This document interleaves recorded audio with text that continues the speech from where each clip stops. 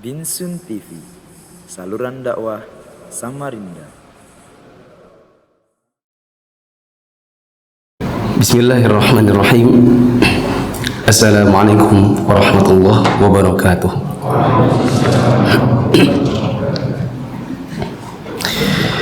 Alhamdulillahi rabbil alamin. Hamdan katsiran thayyiban mubarakan fi kama yuhibbu rabbuna wa yarda. Asyhadu an la ilaha illallah wahdahu la syarika lah wa asyhadu anna Muhammadan abduhu wa rasuluhu la nabiyya ba'dah. Jamaah yang dirahmati Allah, kita bersyukur kepada Allah pada hari ini bisa bertemu dalam majelis ilmu yang diadakan di salah satu dari rumah-rumah Allah, yaitu di Masjid Bintang Sunnah Samarinda, yang kita duduk pada malam hari ini untuk mengkaji sebagian kecil dari ilmu agama, dan kita berharap agar apa yang kita pelajari pada malam hari ini bisa bermanfaat untuk kehidupan kita sehari-hari, bisa berbuah menjadi amal yang memperberat timbangan kebaikan kita di hari kiamat, dan semoga kita pulang membawa ilmu yang bermanfaat. Sebelum saya masuk ke dalam materi, mungkin jamaah bisa lihat kanan, kiri, depan, belakang. Kalau tidak kenal, coba kenalan. Silakan. Kalau tidak kenal, kenalan.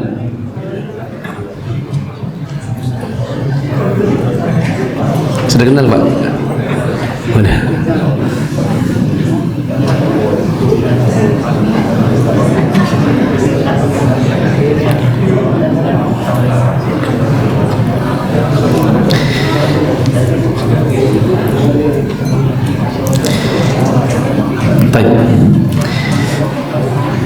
Sebagaimana yang mungkin teman-teman baca di pamflet, judul kajian pada malam hari ini adalah kembalikan semangatmu menuntut ilmu seperti dahulu.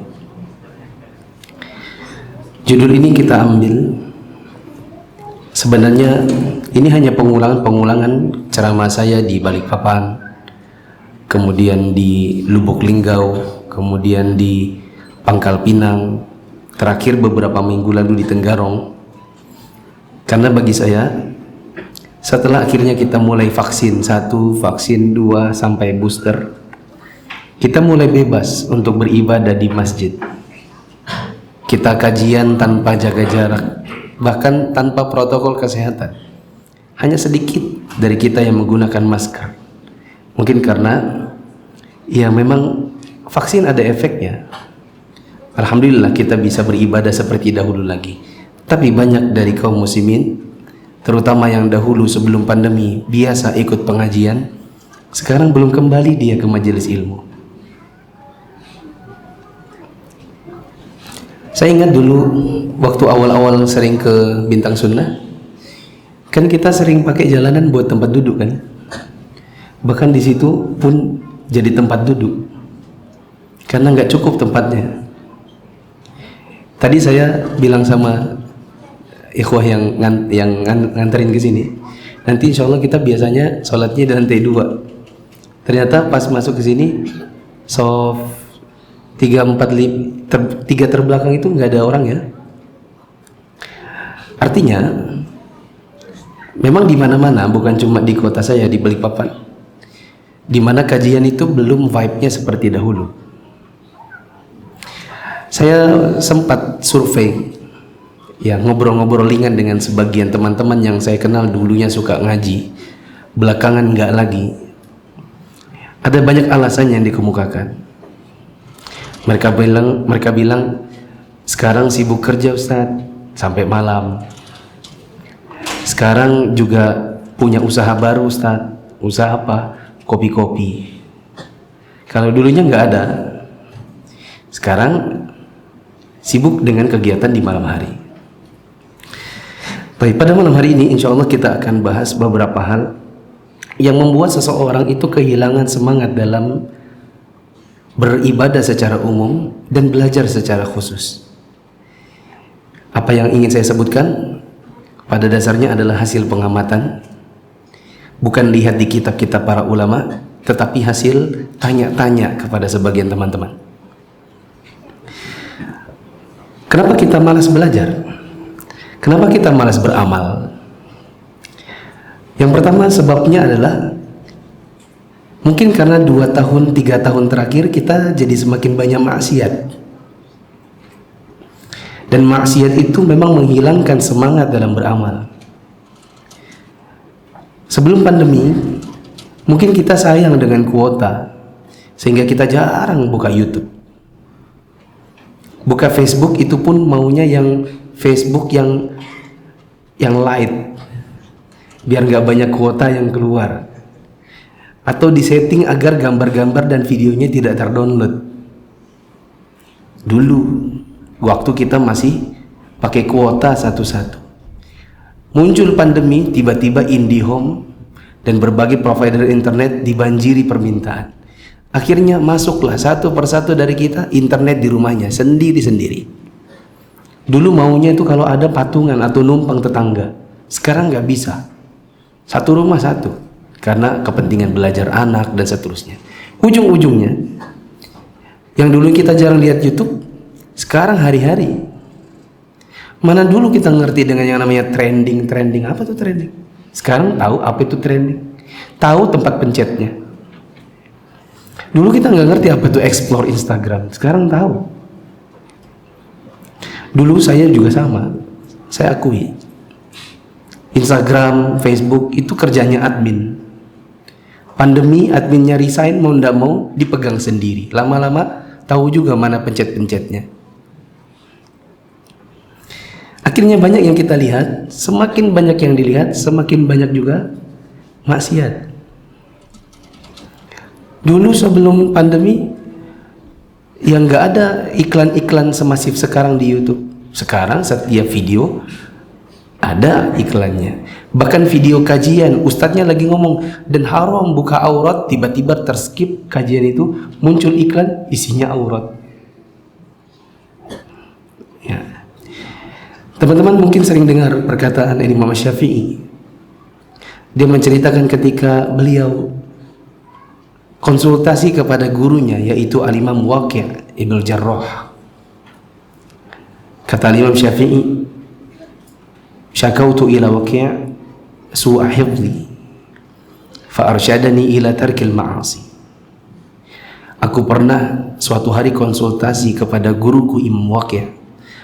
Aku berkonsultasi tentang buruknya hafalanku. Padahal hafalan Imam Syafi'i nggak bisa ditandingi oleh orang di zaman sekarang. Maka guruku ini memberikan kepadaku solusi. Kalau kamu mau kuat pada hafalan, maka tinggalkan maksiat. Begitu kata beliau. Fa inna 'ilma nurun wa nurullah la ya'ti ila al-'asi. Karena sesungguhnya ilmu itu adalah cahaya, dan cahayanya Allah tidak akan bisa diberikan, tidak akan turun kepada orang-orang yang bermaksiat. Maka kalau dahulu kita semangat belajar, sekarang pergi pengajian itu dipaksa. Atau sebagian dari teman kita diajak 2 kali, 3 kali, sampai kita sendiri yang capek. Bahkan dia yang bilang, coba sudah nah, nggak usah terus diajak, tahu ay, katanya. Capek aku dengar ceramahmu, ngajak terus pengajian, pergi sudah. Akhirnya lama-lama kita juga capek ngajak dia. Mungkin itu karena pengaruh maksiat. Nah, tapi jangan juga kita bilang sama dia, kamu pasti kebanyakan maksiat. Insya Allah semakin dia tidak mau pergi pengajian. Yang kedua, kenapa jadi turun semangat belajar? Salah satunya adalah karena dahulu niatnya memang tidak tepat. Dahulu waktu awal-awal belajar, niatnya juga tidak sesuai. Ada sebagian orang yang dahulunya ikut belajar karena sekedar ikut pertemanan. Temannya kemana, dia ikut juga. Pergi ke pengajian, dia bilang sebenarnya aku segini itu nggak ada rencana, tapi karena tadi diajak, ya udahlah. Daripada tidak ada kegiatan juga di rumah, ya ikut aja. Dia bukan datang karena kecintaan kepada ilmu, melainkan karena ikut pertemanan. Ada orang belajar dahulu mungkin sekedar untuk isi waktu. Jadi kalau ada waktu dia belajar, kalau tidak ada waktu ya nggak belajar. Kalau lagi libur baru dia kajian. Kalau di hari-hari kerja dia nggak punya kesempatan. Ada juga yang belajar dahulu mungkin karena faktor dunia yang lain. Seperti misalnya ada sebagian orang yang hampir umur 30, hampir 40 tapi belum dapat calon. Jadi pergi pengajian, hadir, duduk di depan untuk memperlihatkan wajahnya. Jadi ustadznya lama-lama hafal, lama-lama kenalan, lalu Ustadz, saya ini belum nikah. Adakah yang mungkin bisa diperkenalkan? Ternyata tujuannya adalah cari calon. Yang benar itu seperti apa teman-teman? Belajar itu niat yang benar adalah untuk mengangkat kebodohan dari diri sendiri dan orang lain. Kita belajar untuk diri kita supaya kita ini tidak terkungkung pada kebodohan. Tapi juga harus ditargetkan agar ilmu yang kita miliki bisa didakwahkan, mengangkat kebodohan dari orang lain. Kata Al-Imam Ahmad bin Hanbal, al-ilmu la ya'dilhu syai'un liman sahhat niyyatuh. Ilmu itu adalah satu amalan yang pahalanya besar, tidak tertandingi oleh amal yang lain untuk orang yang memang sudah benar niatnya. Maka ada yang bertanya, wa kaifa dzak? Wa kaifa dzalik? Bagaimana sih itu orang yang benar niatnya dalam belajar? Maka Al-Imam Ahmad mengatakan, yanwi raf'al jahli an nafsihi wa an ghairi. Dia meniatkan untuk dia belajar mengangkat kebodohan dari dirinya sendiri dan mengangkat kebodohan itu dari orang lain. Yang ketiga, kenapa kita jadi malas belajar? Mungkin sudah lupa dengan keutamaan menuntut ilmu. Kita dulu semangat karena kita sering dengar pengajian tentang keutamaan menuntut ilmu. Dan keutamaan menuntut ilmu ini kita dengarkan waktu awal-awal saja. Kita dengar ada hadis, man salaka tariqan yaltamisu fihi ilman sahhalallahu lahu bihi tariqan ilal jannah. Siapa yang menempuh satu jalan yang dia niatkan untuk mencari ilmu agama, maka Allah akan mudahkan jalannya menuju surga. Nabi SAW mengatakan, man yuridillahu bihi khairan yufaqihu fid din. Siapa yang Allah inginkan kebaikan pada dirinya, maka dia akan dipahamkan terhadap agamanya. Kita dulu dengar hadis Nabi SAW, majtama qaumun fi baitin min buyutillah yatluna kitab Allah wa yatadarrusunahu bainahum illa nazalat alaihimus sakinah wa ghasyiyatuhumur rahmah wa hafathumul malaikah wa dzakarahumullahu fi man indah. Tidaklah berkumpul orang, sekelompok manusia di dalam masjid yang di dalamnya mereka mengkaji kitabullah dan sunnah Rasul, melainkan akan turun kepada mereka rahmat, diliputi oleh ketenangan, dinaungi malaikat, nama-namanya akan disebut oleh Allah Ta'ala di sisi para malaikat. Hadis-hadis semacam ini dulu kita sering dengar, belakangan lupa. Mungkin karena sudah terlalu lama belajar. Ibarat ilmunya yang tentang keutamaan ilmu itu di bagian bawah udah ketumpuk-tumpuk. Ilmu fikih, ilmu wudu, ilmu sholat, ilmu muamalah, ilmu muamalah kontemporer, bahasa Arab, tajwid, tahsin dan lain-lain yang dibawa lupa. Ya. Yang keempat, kenapa orang jadi malas menuntut ilmu? Sebagian mereka mengira menuntut ilmu itu hukumnya hanya sunnah saja. Yang benar menuntut ilmu itu hukumnya apa? Salah. Sebagian orang mengira menuntut ilmu itu hukumnya hanya sunnah saja. Ketika ditanya, ayo belajar, kenapa kamu malas belajar? Menuntut ilmu itu kan cuma sunnah. Apa maksudnya sunnah? Dia bilang kalau dikerjakan berpahala, kalau tidak dikerjakan tidak berdosa. Kita katakan salah. Yang benar, menuntut ilmu syar'i hukumnya salah juga. Yang benar adalah dibagi jadi 3. Menuntut ilmu yang hukumnya, menuntut ilmu itu ada yang hukumnya wajib, yaitu pada ilmu-ilmu yang itu merupakan ibadah individu, berkenaan dengan ibadah dan amalan sehari-hari individu. Maka setiap dari kita wajib menuntut ilmu tentang wudhu, tentang sholat, tentang puasa Ramadan. Setiap wanita fardu ain wajib belajar haid nifas dan lain-lain. Ada sebagian ilmu yang menuntut, yang mencarinya itu hukumnya hanya sunnah saja, seperti ilmu tentang manasik haji bagi yang belum akan berangkat haji. Itu tidak wajib.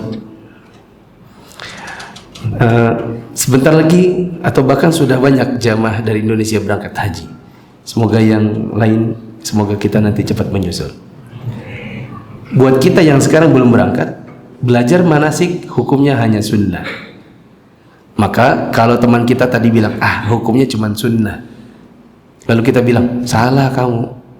Bisa saja dia bilang, loh, bener dong. Kamu tadi ngajak aku kajian apa? Kajian manasik haji. Lah kita ini miskin. Orang miskin kan tidak punya kewajiban haji. Kewajiban haji itu hanya berlaku bagi yang mampu, yang memang mau pergi haji. Maka benarlah dia. Bisa dipahami? Ada ilmu yang menuntutnya hanya fardu kifayah, hanya fardu kifayah, seperti ilmu tentang pengobatan Nabi, tentang ilmu tentang bekam, ilmu tentang herbal nabawi. Tidak semua dari kita harus belajar itu. Yang penting sebagian dari kita ada yang belajar, maka bagi sebagian yang lain tidak wajib. Nah, maka sebab kenapa kita jadi malas belajar salah satunya adalah karena kita mengira semua ilmu syar'i itu hukumnya sunnah. Padahal ada yang sunnah, ada yang wajib, ada yang fardu kifayah.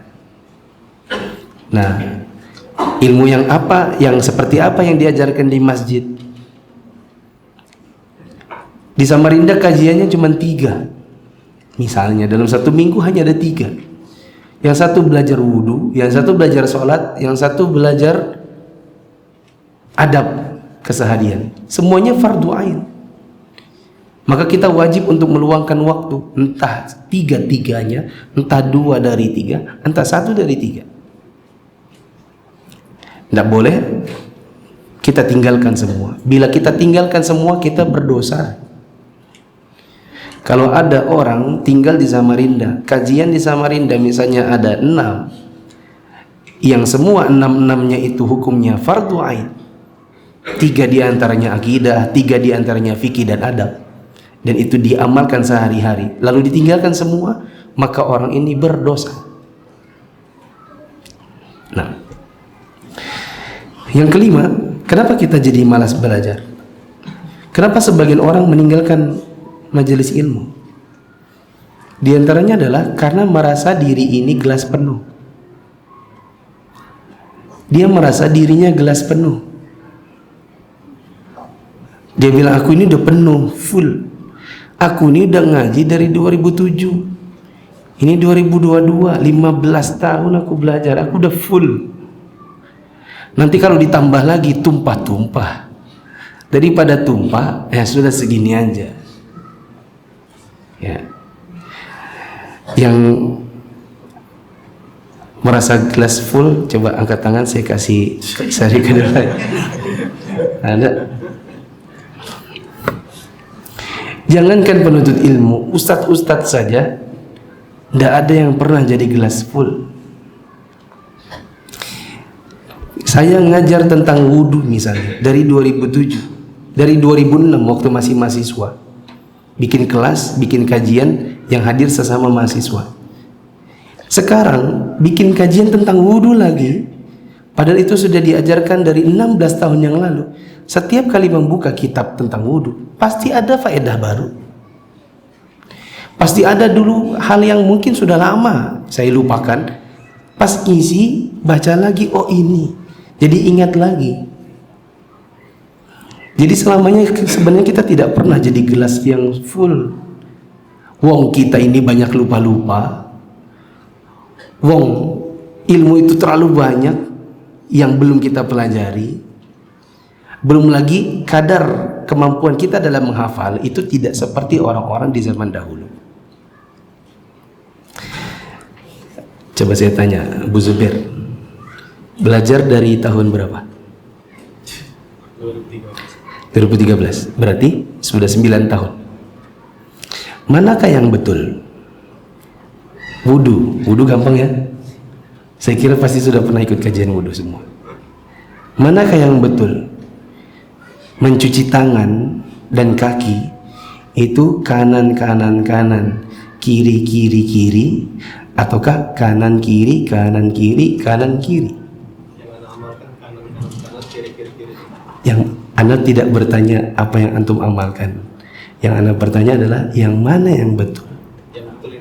Yang betul yang kanan, kiri. Antum akhirnya. Yang mana yang betul? Kanan, kiri. Yang mana yang betul?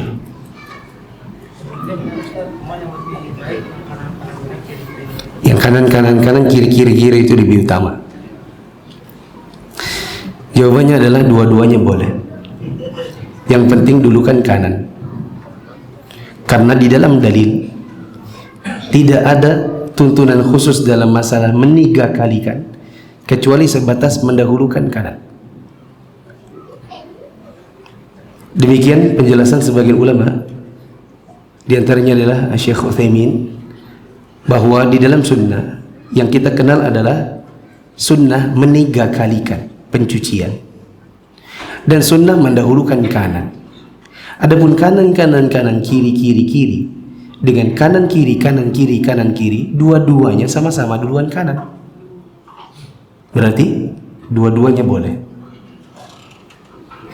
Yang seperti ini, penjelasan seperti ini mungkin di antara kita ada yang sudah mendengar 10 tahun lalu. Hari ini dia dengar lagi. Oh iya, aku pertama kali dengar ini dari Ustadz Fulan rahimahullah. Udah meninggal lagi Ustadz. Atau bahkan di antara kita ada yang baru tahu malam ini. Bahkan dia bilang, oh itu dulu aku itu pernah kelahi sama temanku. Gara-gara dia kanan kiri, ku tepuk tangannya. Nggak boleh begitu. Yang benar kanan, kiri. Baru aku tahu malam ini ternyata itu boleh juga. Berarti setelah ini pulang WA temannya, aku minta maaf yang dulu aku tepuk tanganmu. Ya kan? Antum. Kalau ada orang saya dari Balikpapan, tadi jalan ke Samarinda setelah asar, sampai di sini belum sholat maghrib.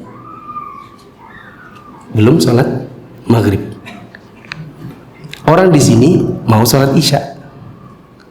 Saya masuk ke dalam masjid, orang sudah iqamat. Apa yang harus saya lakukan? Maghrib dulu atau isya dulu? Kalau isya dulu, boleh atau tidak?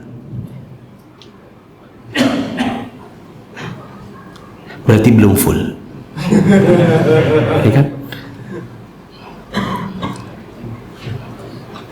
Maghrib dulu, betul. Nah, kalau dibalik, ada yang bilang, isya dulu daripada pusing.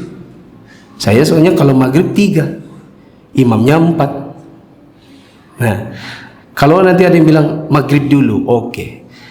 Kalau maghrib dulu dan jadi imam, gampang. Dia 3, begitu dia salam, makmumnya nambah 1. Ya kan? Apa dalilnya? Boleh begitu. Apa dalilnya imamnya maghrib, makmumnya isya? Siapa yang bilang itu boleh? Kalau nggak ada yang bisa jawab, berarti belum full.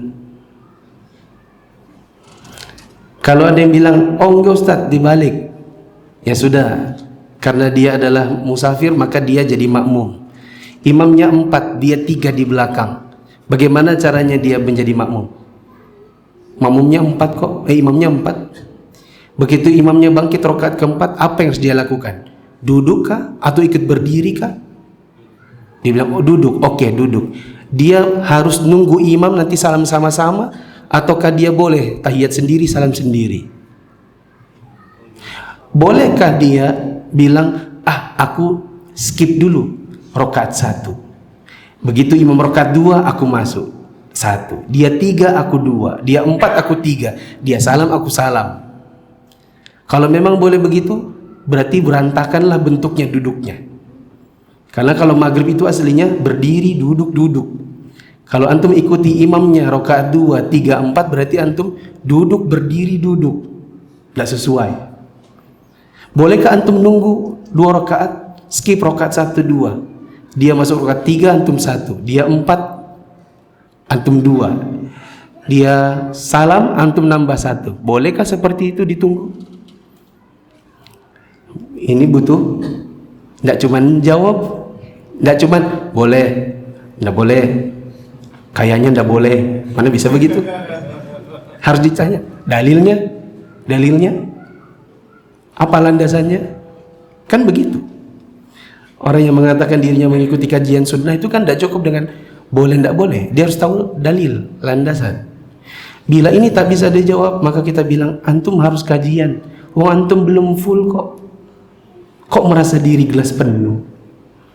Soalnya yang seperti itu dipelajari dalam mungkin 1 tahun 2 tahun pertama belajar. Bila ada yang mengatakan dirinya saya sudah full, daripada tumpah-tumpah, tidak usah kajian, kita uji ya dia dengan berbagai hal, tanya dalil-dalilnya. Bila dia tidak bisa jawab, maka kita bilang kamu wajib kembali ke kajian. Jangan sombong. Ilmu yang kamu pelajari 11-12 tahun itu belum apa-apa.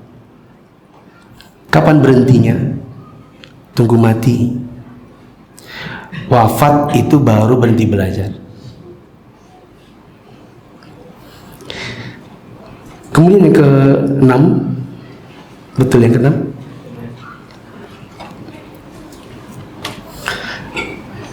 Di antara sebab orang jadi malas belajar di zaman sekarang, kehilangan sosok.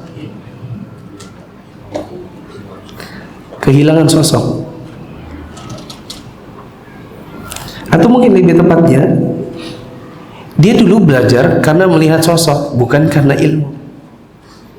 Begitu sosok yang dikaguminya tidak lagi mengagumkan bagi dirinya sekarang, dia kehilangan semangat belajar. Antum paling suka ustadz siapa? Ini saya yang ada kamera, kalau tidak saya sebut namanya.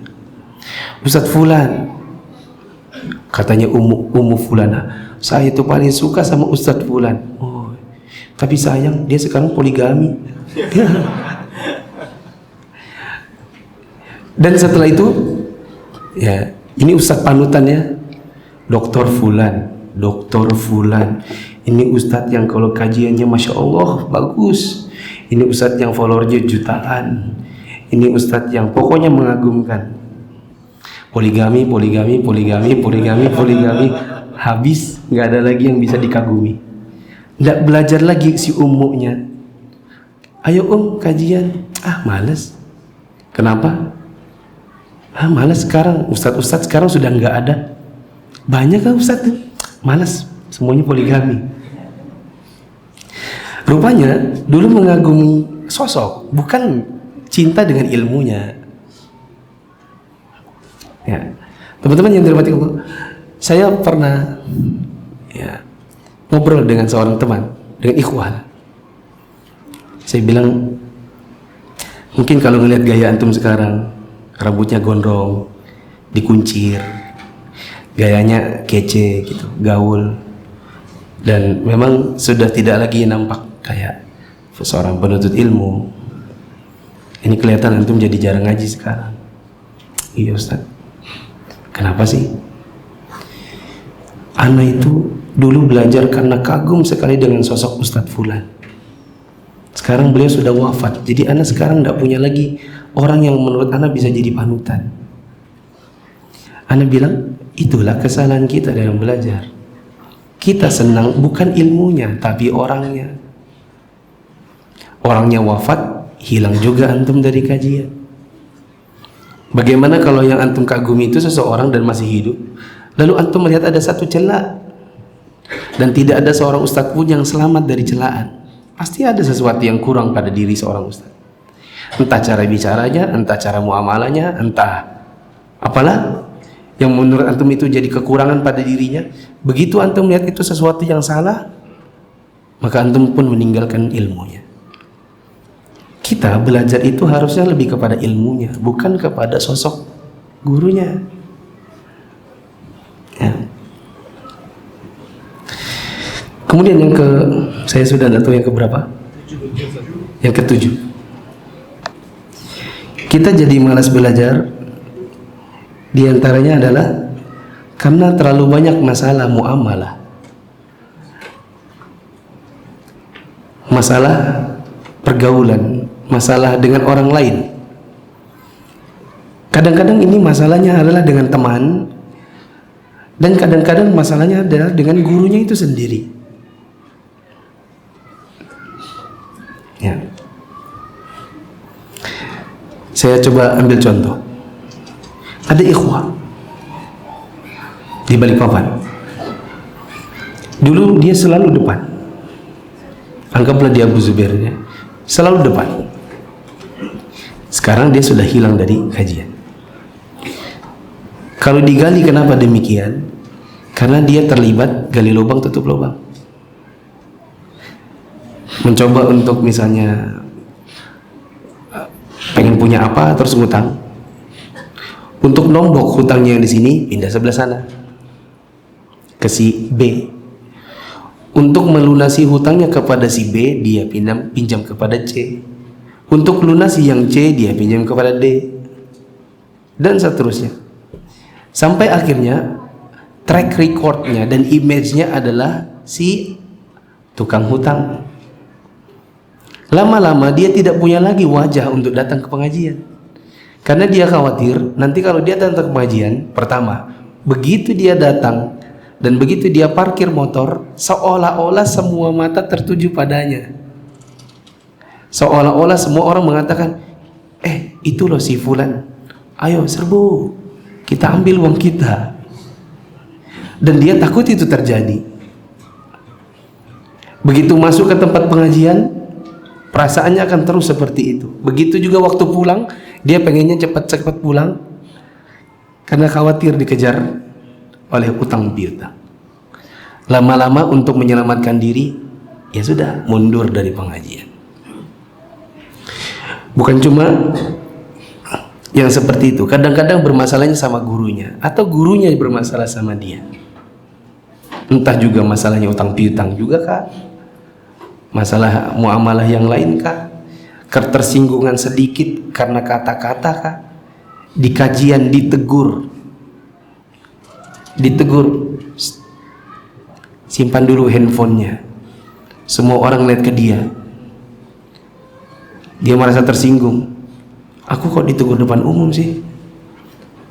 Pulang dia, dan setelah itu tidak mau lagi pengajian hanya karena ditegur sedikit, atau karena ditanya, Fulan coba jawab, tidak bisa jawab. Semua orang ketika ditanya, ayo bisa, ini bisa, ini bisa, ini bisa.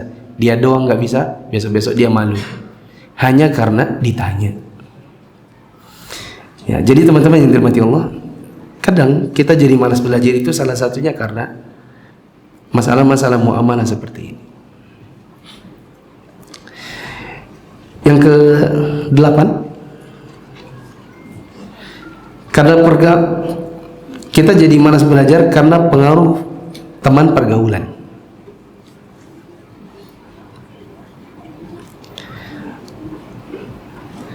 Pertemanan kita sudah ganti.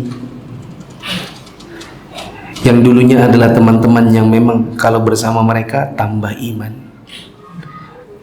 kalau bersama mereka ingat kajian. Sekarang lebih ingat jadwal futsal, lebih ingat jadwal ngopi. Dulu kita rajin kajian subuh di Ahad subuh, tapi karena pertemanan kita berganti kepada orang-orang yang suka begadang ngopi di Sabtu malam, subuh kita hilang. Ya. Teman-teman yang kalau main futsal itu sampai malam, yang isyaknya kadang-kadang skip sampai jam 2. Mereka bilang nggak usah dulu isya, soalnya kita kan sewa lapangan mulai dari maghrib sampai jam 8. Kalau kita isya dulu hilang uangnya, sayang udah bayar. Akhirnya nggak sholat isya. Selesai jam 8 keringat. Habis itu kita dulu nasi goreng, pindah nasi goreng sampai jam 10. Ke sekoteng, pindah sekoteng sampai jam 11. Pindah akhirnya sampai di rumah jam 12:30. Udah gitu, aduh, nanti aja deh, isyanya jelang dekat sholat subuh. Kadang-kadang akhirnya enggak sholat isya.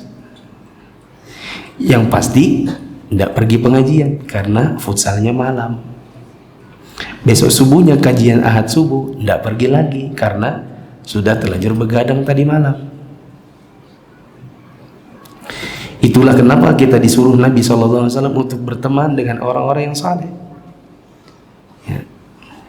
Nabi SAW mengatakan, al-mar'u ala dini khalilihi, falyanzur ahadukum man yukhalil. Agama seseorang itu bisa dilihat dari agama temannya. Maka hendaklah seorang dari kalian memperhatikan dengan siapa dia berteman. Sering kita dengar perkataan para ulama, perkataan Ali bin Abi Thalib, perkataan Ibnu Sirin, yang mereka mengatakan apa? Apa perkataan Ibnu Sirin? Apa Abu Azam?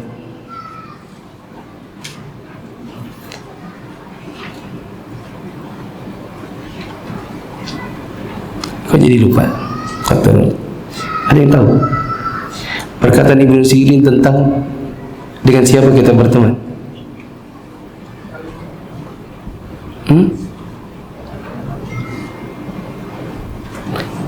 Perkataan ini masyhur tapi kok tiba-tiba terlupa. Indonesianya saja, ada yang bisa ngasih Indonesianya?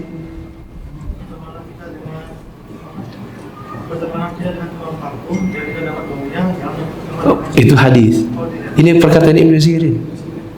Indonesianya saja, siapa yang bisa ngasih?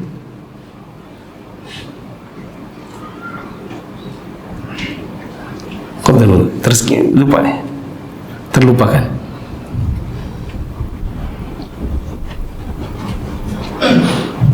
Apa Indonesianya pun gak ingat ya?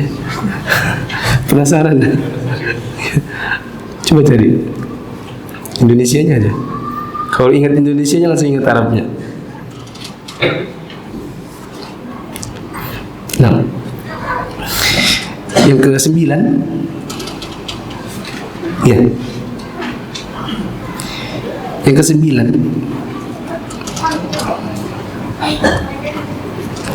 kenapa kita jadi malas belajar? Salah satunya karena kita memang gaya belajarnya hanya yang tablik akbar, hanya gaya yang tablik akbar. Tunggu tablik akbar yang ramai-ramai baru datang. Nunggu yang terkenal ustadznya baru datang. Ada yang bilang gaya belajar kita zaman sekarang kayak konser yang ramai, yang terkenal, itu baru mau datang. Teman-teman yang dirahmati Allah, kita kalau kita sakit dan memang kita harus ada asupan selain makanan, kita butuh obat, itu yang diambil adalah obat betulan. Adapun multivitamin itu hanya tambahan. Iya kan? Orang sakit COVID misalnya, yang dia sudah sesak nafas, yang harus pakai ventilator dan lain-lain. Itu tidak bisa yang dia minum cuma sekedar redoxon. Dia harus minum obatnya, pencair dahaknya, pembuka pernafasannya, pereda panasnya. Nah teman-teman yang dirahmati Allah, obat kebodohan itu adalah kajian, yang kajian itu rutin, ada bukunya, ada yang kita simak, ada yang dibaca, ada yang distabiloi, ada yang dicatat. Itu baru yang namanya obat. Adapun takblik akbar yang isinya tematik, yang kadang-kadang datang 5 ustadz, temanya itu lagi, itu lagi, itu lagi, hanya terulang-ulang dengan gaya berbeda-beda saja. Maka itu hanya multivitamin. Bukan tidak boleh, tapi kalau mau pintar, mau hilang kebodohan, tidak bisa hanya dengan multivitamin ini. Apa ustaz-ustaz kita kalau lagi tablik akbar, misalnya temanya tentang dunia, busuknya dunia, rendahnya dunia, dan tingginya akhirat. Nanti ganti-ganti judul-judul saja. Lelah mengejar dunia, lelah mengejar dunia, lelah dikejar dunia. Dibalik saja, yang satu yang satu di. Tidak lebih baik daripada bangkai kambing, lebih rendah daripada sayap seekor nyamuk. Dunia di hatiku, akhirat di hatiku, dunia di hadapanku. Hanya ganti judul pamflet, ujungnya sama, itu saja. Ini boleh, ini anggaplah redoxon, UC 1000, vitamin EP, yang vitamin C, ini sonsi, ini apa, enervonse. Hanya beda-beda, tapi intinya adalah vitamin. Tapi kalau kita sakit, bukan cuma dengan vitamin ini, betul-betul obat yang dicari. Ya. Maka teman-teman yang dirahmati Allah, kalau kita merasa ilmu kita ini masih jauh dari standar, kebodohan kita masih banyak yang perlu diobati, maka memang harus ikut pengajian. Yang pengajian ini ada bukunya, dikaji, mendetail, melihat dalil, dan seterusnya. Ada yang sudah ketemu perkataan Ibnu Sirin? Ada yang sudah ketemu? Kalau nggak salah ingat, seseorang itu dilihat dari teman hidupnya. Seseorang itu dilihat dari teman duduk. Yaitu tadi almaru ala dini khalili. Oh, jangan-jangan itu memang ya.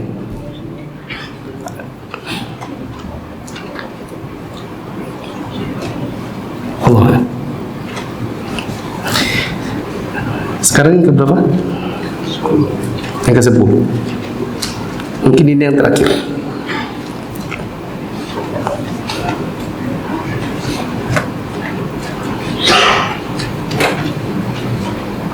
Oh iya, mohon maaf. Tadi almaru ala dini khalilihi falyanzur ahadukum man yukhalil. Itulah perkataan Ibnu Sirin. Nah, yang terakhir yang membuat kita jadi malas belajar atau malas beramal adalah terlalu sibuk dengan kerja dan usaha.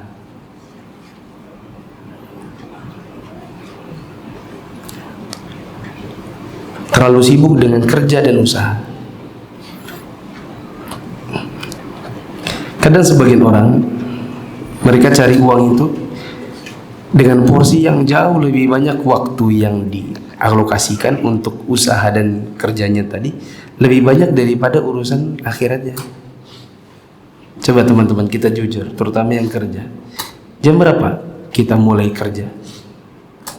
Ada yang baru pertama kali bangun langsung kerja, karena yang mau dilihat langsung di handphonenya berapa PO yang masuk waktu ditinggal tidur.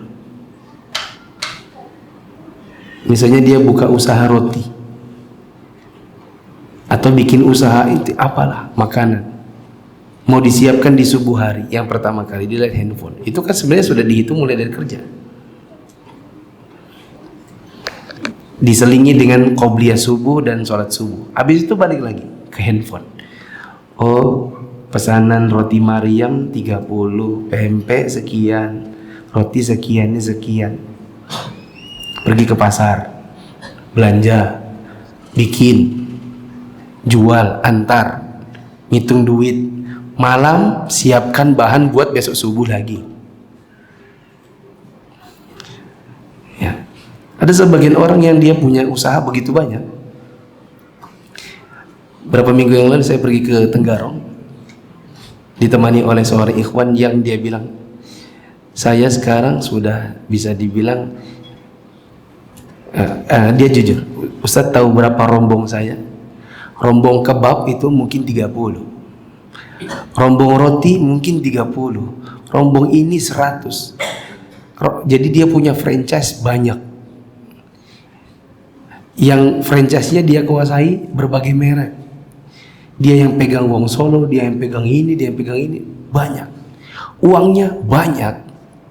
Tapi dia bilang, habis waktu hanya untuk ngurusin kerjaan-kerjaan dan usaha-usaha ini. Kalau sekarang Ustaz, saya sudah kurangi. Yang ini sudah disyirkahkan aja, yang ini sudah dikasih ke orang, yang ini dikasih ke orang, kasih orang. Saya cukuplah dengan yang ini dan ini yang ini. Tapi nikmatnya adalah bisa pengajian, bisa nemanin Ustaz, bisa ngantar, bisa kajian Senin, Selasa, Rabu. Kalau dahulu nggak bisa. Dulu subuh-subuh udah pergi, baliknya malam. Ketemu anak-anak itu mungkin hanya sebentar saja. Memang banyak uang, tapi secara keilmuan jauh. Ya. Dan teman-teman yang dirahmati Allah, harus kita pahami ada konsep namanya istidraj. Di dalam agama kita ada yang disebut dengan istidraj. Apa itu istidraj? Ya. Sebagaimana kata Allah Subhanahu wa taala, sanastadrijuhum min haitsu la ya'lamun. Kami akan sambar dia dari arah yang dia tidak ketahui.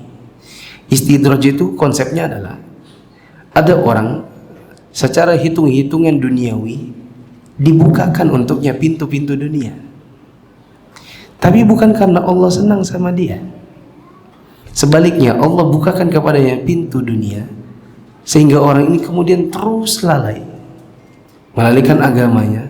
Lalu Allah nanti sambar dia dengan sesuatu secara tiba-tiba. Itu namanya istidraj. Antum pernah nggak minta uang sama ibu antum waktu kecil? Kadang-kadang sampai lempar barang, kakinya bentur-benturkan ke dinding, dihentakkan ke lantai, nendang pintu. Antum berteriak, minta uang. Pernah? Nggak pernah? Oh, baguslah. Kalau nggak dihajar ya. Tapi pernah nggak antum minta uang, terus ibu antum bilang gini, hah, makan? Nggak pernah juga. Antum yang anak baik, ibunya juga orang baik gitu. Ada kalanya orang tua itu ngasih kepada kita, ngasih sesuatu bukan karena dia senang. Dia bilang, makan ini. Karena dia marah. Dia memberi kepada kita bukan karena dia cinta. Nah, ada kalanya seorang hamba diperlakukan oleh Allah demikian. Dibukakan baginya pintu dunia, usahanya lancar, PO-nya datang terus, invoice-nya juga cair terus, uangnya yang dulunya mungkin cuma 10 juta, 100 juta, bahkan M. Tapi bukan karena Allah senang sama dia, melainkan karena Allah mau dia ini terus larut dalam dunianya. Nanti akan datang waktunya disambar dengan sesuatu yang bikin dia sekonyong-konyong terdiam putus asa. Dengan apa? Entah banjir. Berapa banyak orang yang sudah bangun istana, banjir hanyut rumahnya. Gempa hanya sedetik, bukan gempa jam-jaman, hanya beberapa detik hancur rumahnya. Pernah lihat di Banjarmasin kah? Ada rumah yang di video, mungkin keluarganya itu sedang memvideo sambil menyaksikan bersama-sama detik-detik rubuhnya rumah seharga 4M. Tidak tahu kenapa, entah tanahnya bergerak, entah konstruksinya yang kurang kuat seperti apa. Yang jelas rumah 4M ambruk begitu saja. Kita juga tidak berani bilang mereka istidraj. Tapi maksud saya, ada cara-caranya Allah membuat kita kehilangan harta benda yang kita punya sesaat, tanpa perlu di planning, sesaat hancur. Ya. Maka teman-teman yang dirahmati Allah, kalau kita punya kekayaan, kalau kita punya usaha yang bagus, kita punya pekerjaan yang baik, jangan sampai itu semua melalaikan kita dari beramal, dari belajar. Kita harus waspada. Kalau kita terus punya harta, tapi kita pada dasarnya bukan orang-orang yang tipikal taat kepada Allah, khawatirnya itu sebenarnya cuma sekedar apa tadi? Istidraj. Terakhir, saya pernah ngobrol sama seorang. Singkat kata, dulu dia hanya pedagang biasa, beroda 2. Sekarang roda 4-nya udah nggak usah ditanya, lahannya, rumahnya nggak usah ditanya. Sekarang, suatu hari dia kena musibah. Lalu dia bercerita kepada saya. Dia berkata, ya ini ya namanya juga musibah Ustaz ya. Ya kita bilang, ya ini musibah, cobaan dari Allah. Saya bilang gini, sabar. Ujian dari Allah atau musibah-musibah yang menimpa itu mungkin ada 2 model. Bisa jadi itu adalah ujian bagi orang yang bertakwa, bisa jadi itu adalah azab bagi yang kafir atau bagi yang lalai. Nah, apakah antum ini sedang tertimpa musibah karena ketakwaan yang dengan itu Allah mengangkat derajat, ataukah antum diberikan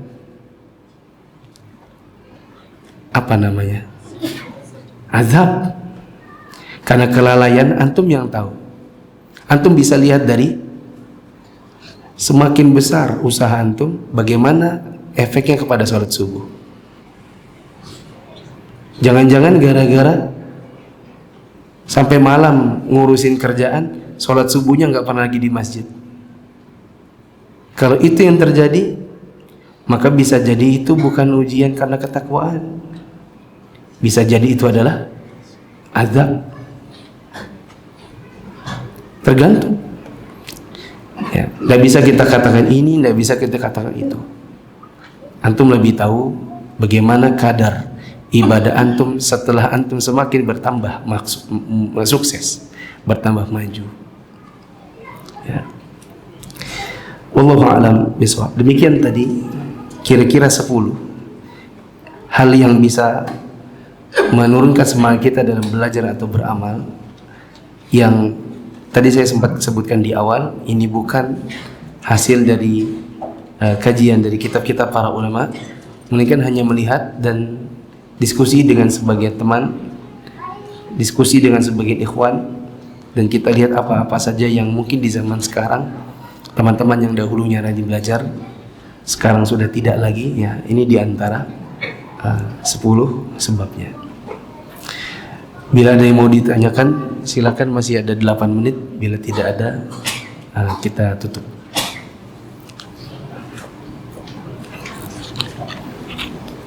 Ada yang mau bertanya?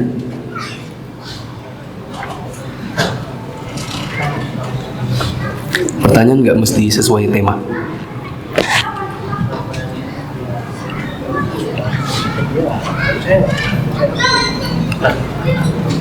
Ya, dalam perkataan Ibu Muslim, apakah bisa seorang yang kita sudah, tapi teman-teman kita tidak menunjukkan, tapi kita bisa mengamal, apakah itu bisa atau tidak? Coba ulang. Ini bisa dibuka maskernya biar saya bisa lihat. Tidak bisa. Nah, kita punya lingkungan Tuhan. Kita punya 5 teman. 5 teman, tapi kita sendiri yang sunnah. Kita doang yang sunnah. Nah, apakah kita bisa mengaruhi yang 4 itu atau tidak? Bisakah kita mempengaruhi yang 4 itu tuh? Jawabannya bisa iya, bisa tidak. Tergantung bagaimana diri kita kepada mereka. Ada orang berlima dan dia sendiri yang sunnah dan dia bosnya.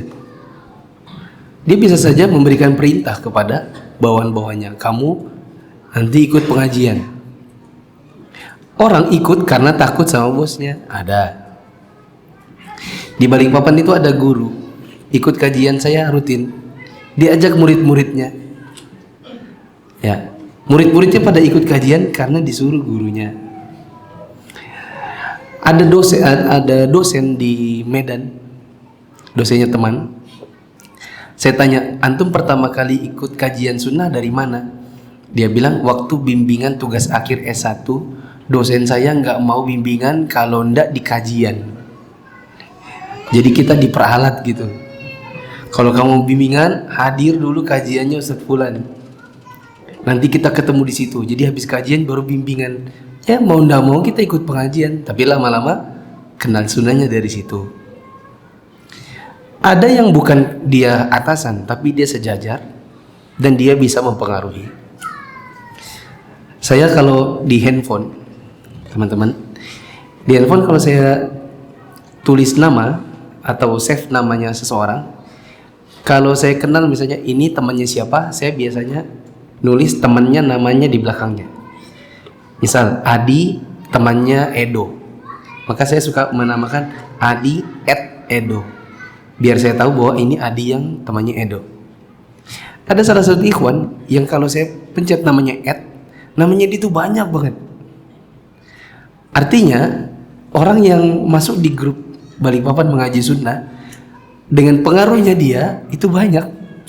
Karena namanya @nya dia itu banyak. @fulan. Suatu hari saya diundang ngisi di kantornya. Saya ketemu, oh ini kantor antum. Iya. Oh, antum kerja di sini juga? Iya. Ini juga. Teman-temannya memang terbiasa terlihat di kajian. Nah, saya tanya, ini sampai seramai ini di kajian? Itu gimana caranya? Dari si Fulan. Si Fulan ini yang mempengaruhi teman-temannya. Sampai suatu hari saya tanya, posisi antum apa? Karena kalau dia GM ya wajar lah gitu kan. Kalau dia supervisor mungkin wajar. Dia bilang saya bagian warehousing Ustaz. Bagian warehousing gimana ceritanya mempengaruhi teman-temannya? Dia bilang saya bagian warehousing yang terima permintaan barang. Saya duduk. Terima apa? Saya terima kertas permintaannya.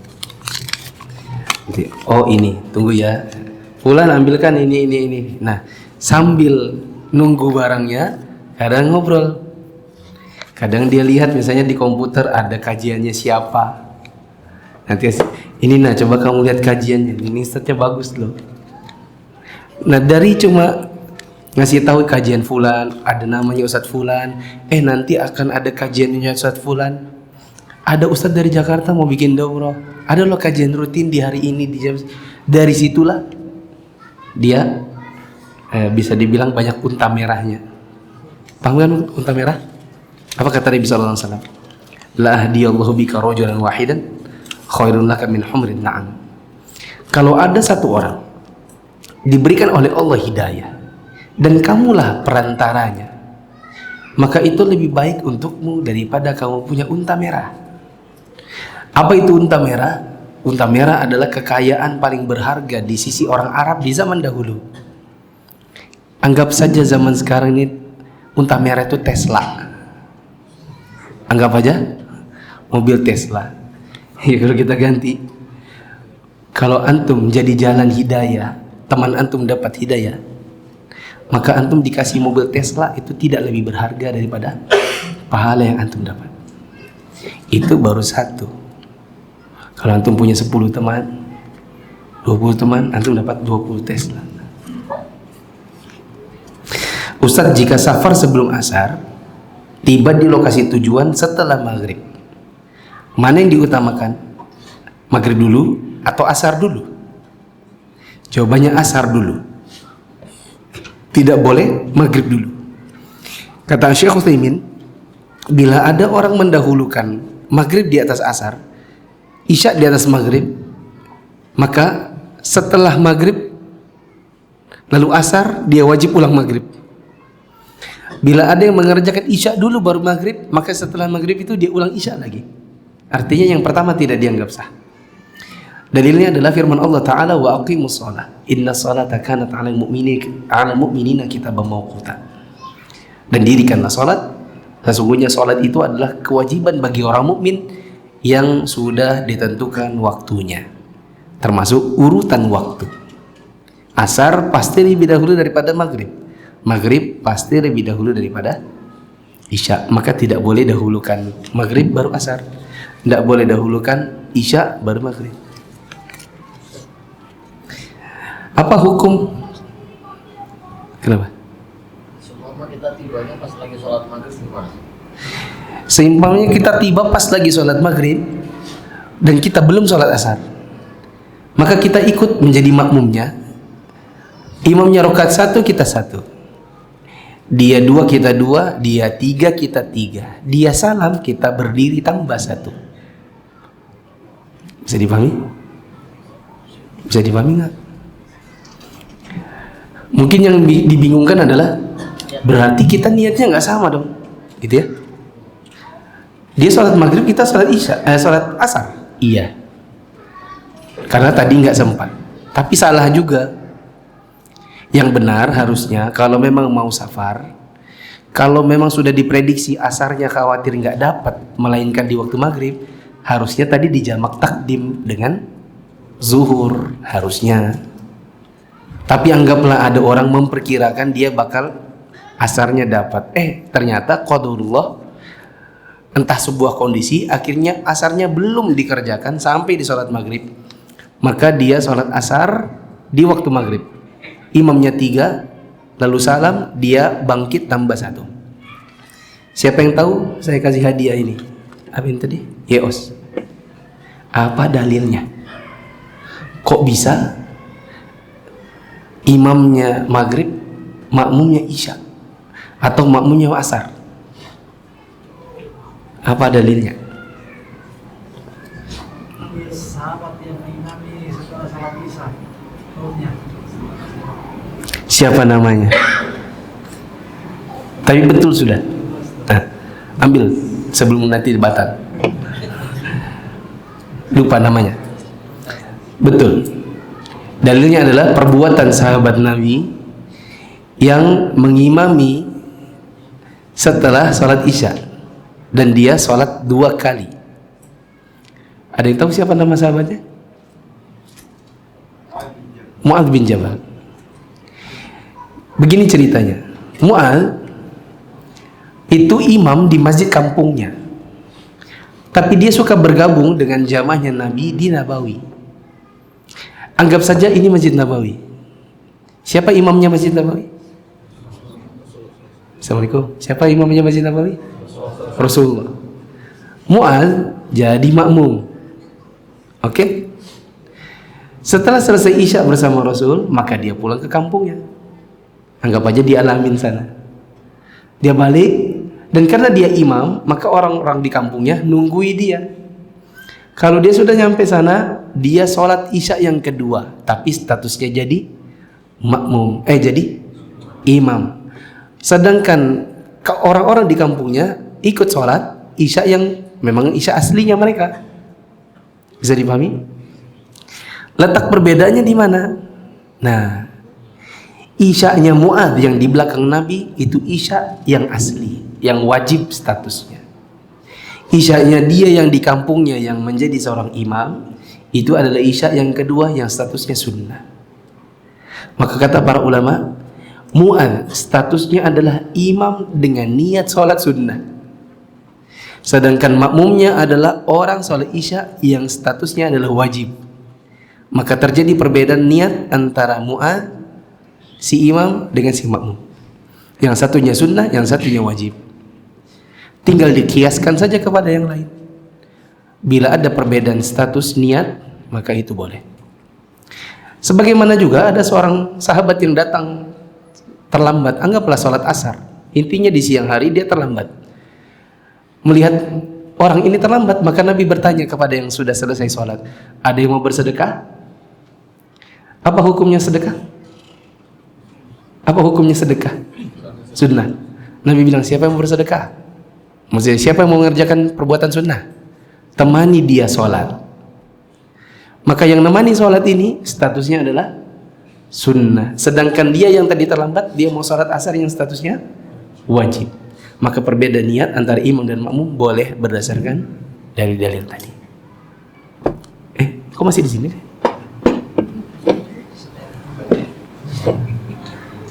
Belum.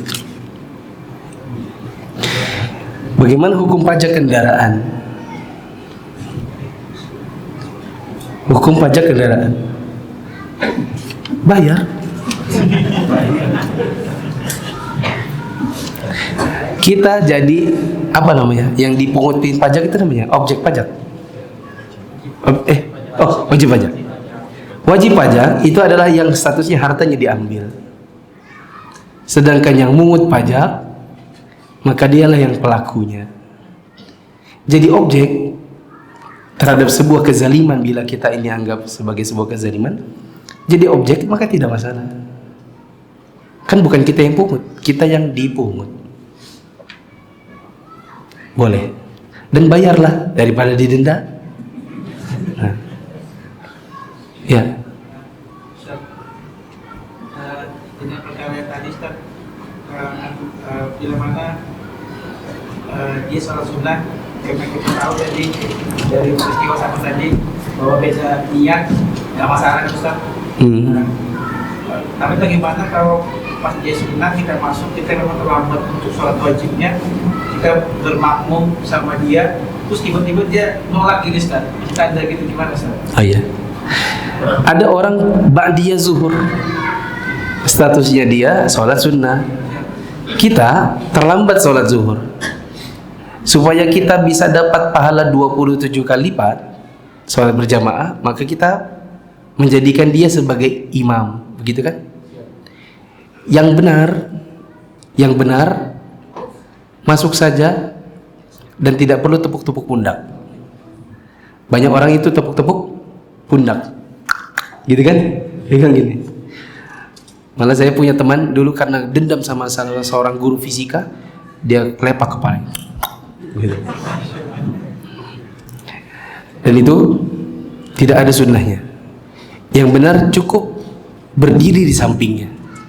Begitu kita berdiri di sampingnya, di kanannya, maka itu otomatis adalah mau jadi seorang makmum. Begitu saja.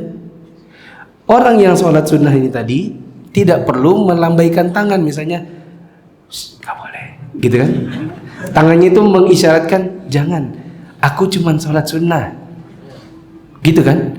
Yang benar adalah biarkan saja berdasarkan perbuatan Mu'adz bin Jabal, berdasarkan perkataan Nabi, siapa yang mau bersedekah harusnya biarkan saja.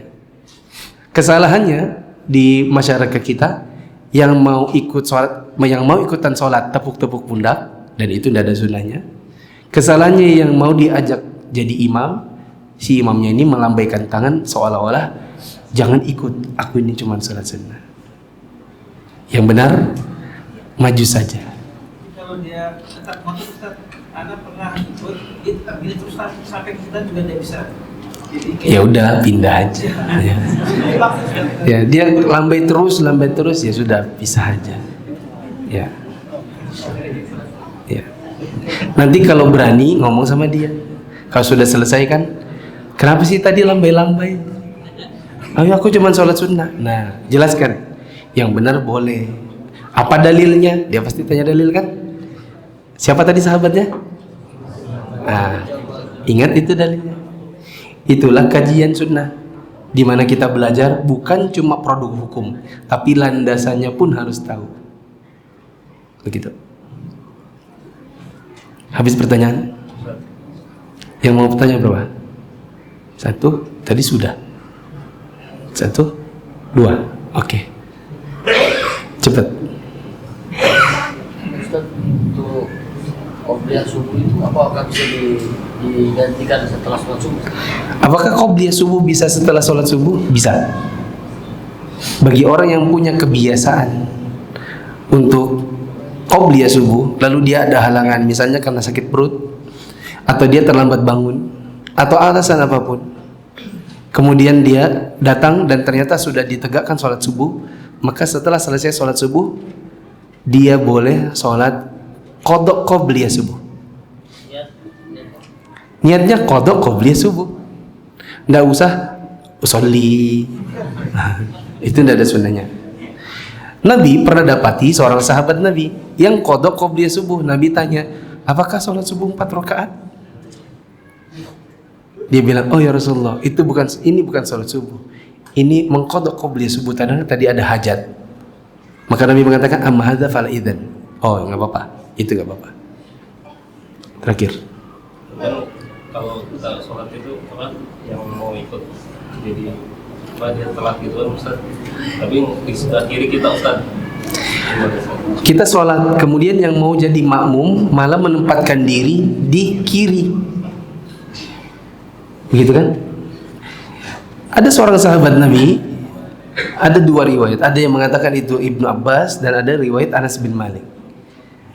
Nabi sholat, dia datang meletakkan dirinya di kiri, maka Nabi pegang kupingnya begini. Nabi pegang kupingnya dengan tangan kanan, lalu ditarik ke kanan.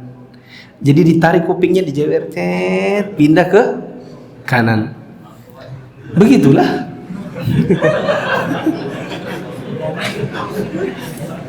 Nah, paling kalau ada polisi sebelahnya komandannya. Nah, kapan lagi antum jewer komandan? Nah, antum pegang kupingnya, pindahkan dia di kiri. Kalau tidak berani, daripada nanti kelahi, pegang tangannya. Tangannya antum pindah. Gini, pegang tangannya, tarik ke kiri, ke kanan. Atau bisa jadi antum itu berada di dinding kanan. Dia mau jadi makmum antum, tapi karena antum mepet dinding, jadilah dia di kiri. Nah, kalau seperti itu, antum aja yang pindah ke kirinya dia, supaya dia jadi kanannya antum. Karena antum mepet dinding, dia mau berada di kiri, tidak bisa. Padahal dia salah juga. Harusnya dia kalau memang mau ikut, dan di sini ada dinding, ini dindingnya, ini dinding. Orangnya ada di mepet dinding, kita mau jadi makmumnya, maka kita geser badannya. Sambil ngomong nggak apa-apa, ikut sholat, saya mau jadi makmum, geser, baru kita masuk. Yang penting dia jangan bilang, oh tafadhol.